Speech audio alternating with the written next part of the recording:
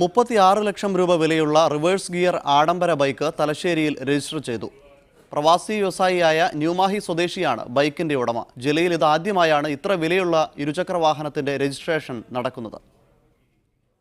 പ്രവാസി വ്യവസായിയായ ന്യൂമാഹി സ്വദേശി ഫിറോസാണ് 28 ലക്ഷം രൂപ വിലയുള്ള ബൈക്കിന്റെ ഉടമ.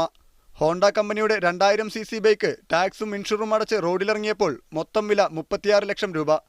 റിവേഴ്സ് ഗിയർ ഉണ്ടെന്നാണ് ഈ ആഡംബര ബൈക്കിന്റെ പ്രധാന പ്രത്യേകത.